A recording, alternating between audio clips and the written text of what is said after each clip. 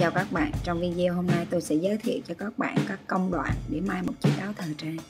Từ một mảnh vải trắng trơn, mình làm thế nào để mình trở thành một chiếc áo đài hoa hồng rực rỡ như thế này.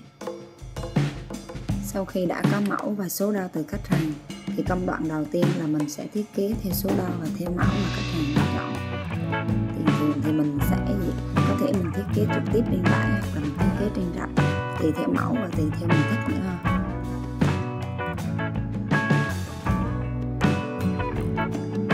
Công đoạn thứ hai là mình sẽ đặt rập lên vải để vẽ và sau đó mình sẽ cắt.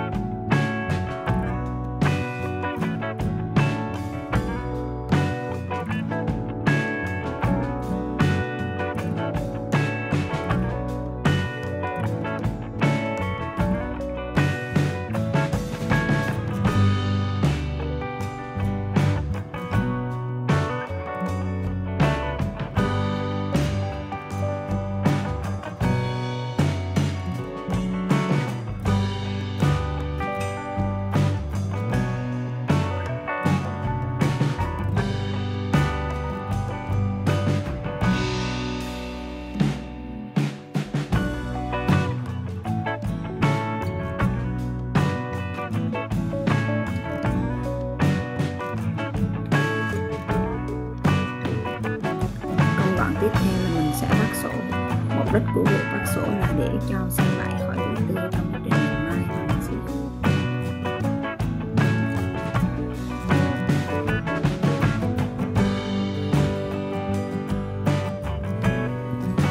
Bây giờ mình sẽ ủi xả một vài chi tiết trước khi may. Mục đích là để cho đường may nó sẽ phẳng và nó đẹp hơn.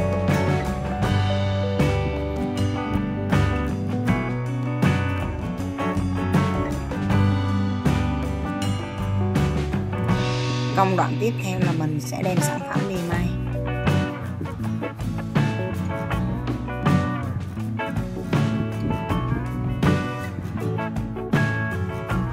Tất cả các công đoạn đều quan trọng như nhau.